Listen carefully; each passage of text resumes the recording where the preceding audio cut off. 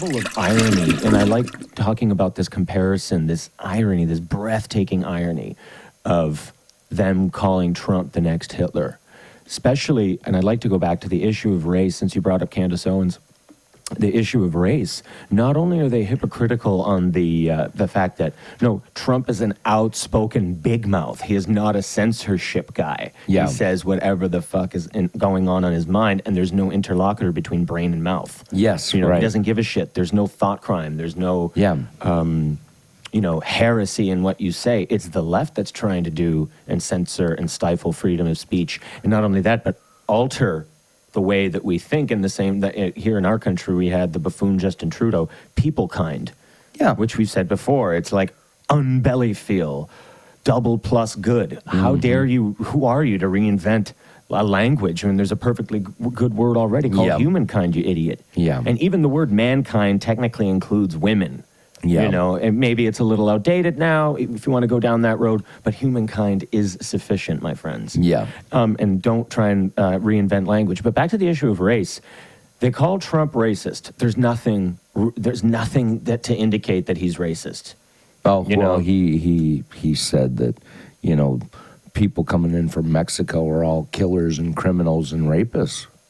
So he Right. must be racist. Well, Because some people coming in from Mexico and that are bad people. he could have worded that better, because there are other illegal immigrants from other countries. Like, what if some dude, crazy rapist from Russia, just gets on a plane and comes to the States, and they're also a rapist? You know, you shouldn't just pick on Mexicans. And remember, at the end of the day, Mexicans are Hispanics and originally European people too. So how are they not white?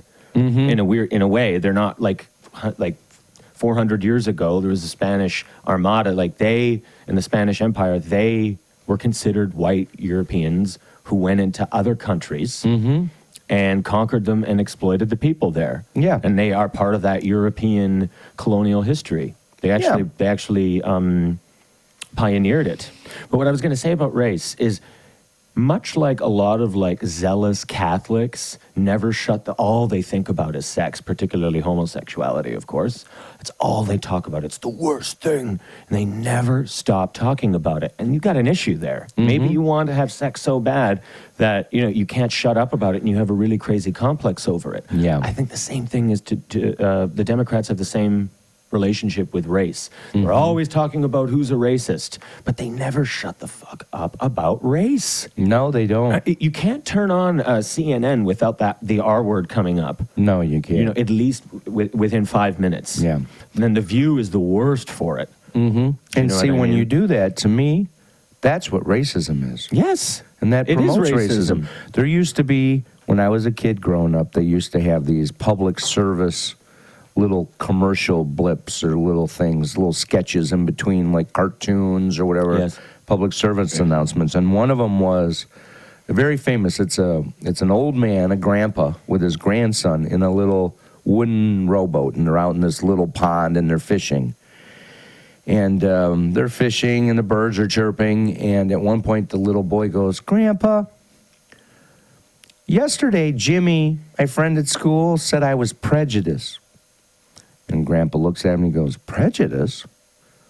Well, why did he say that?" "I don't know." And then the grandpa goes, "All right, well, who is Jimmy?" And the little boy looks at him and goes, "Well, Jimmy's one of my Jewish friends." And the grandpa looks at him and goes, "Jimmy's right. You are prejudiced." "Why?" "Because you look at Jimmy as one of your Jewish friends and not as just your friend." Right. And it's looking back on that little spot is very profound, because you're right. Why does everything have to be segmented? Why does everything have to be race, gender? Why can't it just be Mr. or Mrs. or it? You're just your fellow human being. You're just your fellow human being, your friend, your neighbor.